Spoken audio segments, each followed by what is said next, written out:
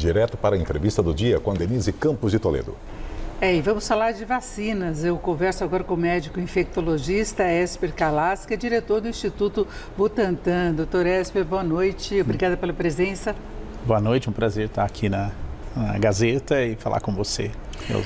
E vamos começar falando então sobre o registro, a aprovação, aliás, pela Anvisa, da vacina contra a chikungunya. Ela não começa a ser produzida agora, mas é uma etapa importante. Qual a expectativa? Como é que vai ser esse processo todo? Butantan tem um acordo com uma empresa europeia chamada Valneva, que licenciou para o Butantan o direito de fazer parte da nossa produção aqui no Brasil. E o Butantan fez esse desenvolvimento aqui, já está pronto, e tem a responsabilidade de fazer essa vacina não só aqui para o Brasil, mas para todo o mercado de países de baixa e média renda no mundo todo. E o que significa que a Butantan tem que atender as regiões que de fato sofrem com a doença. A gente obteve a aprovação da Anvisa da primeira versão da vacina, que ainda é produzida só na Europa, e a vacina que tem a parte de produção aqui no Instituto Butantan, a gente espera a aprovação em algum momento até o meio do ano. Agora, qual a expectativa de início da vacinação aqui no país? É uma discussão que a gente tem que levar com o Ministério da Saúde, com a Secretaria Estadual da Saúde do Estado de São Paulo, a qual o Butantan faz parte, né, da qual o Butantan faz parte, e discutir com as autoridades que fazem as políticas de saúde aqui no Brasil para definir qual que é a melhor maneira de tornar essa vacina disponível. Porque são há uma quantidade grande de casos, 270 mil no ano passado, 213 mortes. É o mesmo mosquito, né, o Aedes aegypti, que provoca dengue, zika e também chikungunya, né? Então seguimos o mesmo processo, exatamente por ser o mesmo, o transmissor, não há condições, eu como infectologista também, condições de o setor público conseguir combater de uma forma mais efetiva o Aedes aegypti, porque tem aquela recomendação, não armazene água em casa, deixa tudo muito na mão da população. Não tem como combater efetivamente o mosquito. Há maneiras de controlar a transmissão enfrentando o mosquito transmissor. A isso a gente dá nome de controle vetorial, que é o vetor transmissor desses 3 agentes infecciosos. É uma tarefa muito difícil, eu preciso salientar que o mosquito Aedes aegypti foi ganhando capacidade de se adaptar aos meios, especialmente ambientes urbanos, bastante. Então, você conseguir eliminar todos os focos de ovoposição, ou seja, onde o mosquito vai se reproduzindo, é uma tarefa muito difícil em cidades onde tem muita gente morando junta, que tem muito adensamento populacional. Então, não é uma tarefa simples.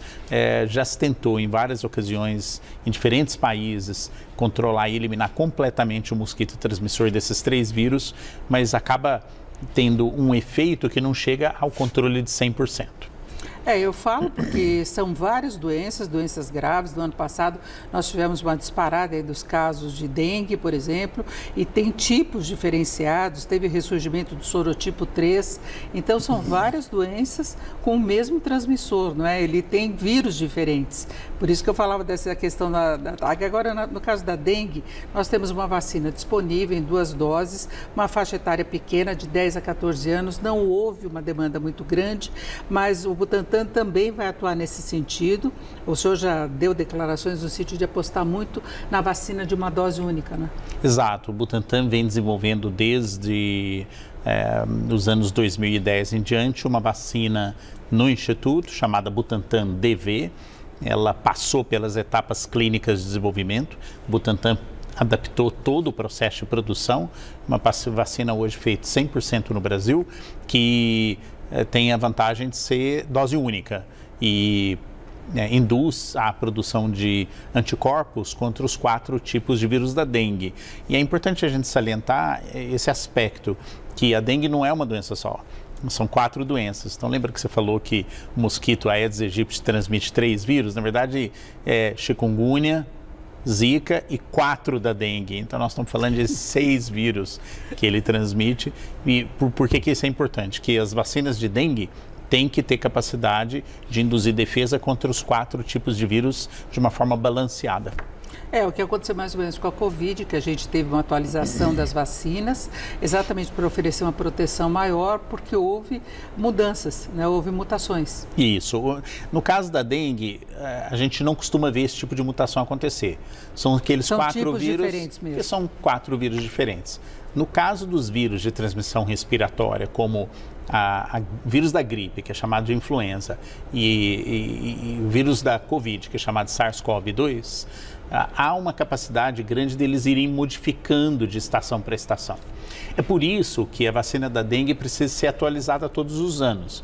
O Butantan produz essa vacina e entrega para o Ministério da Saúde distribuir para todo o Brasil. Agora é a época de vacinação, porque o número de casos de gripe está aumentando e a vacina que nós temos distribuída hoje acaba sendo, foi atualizada para respeitar os vírus mais comuns causadores de gripe.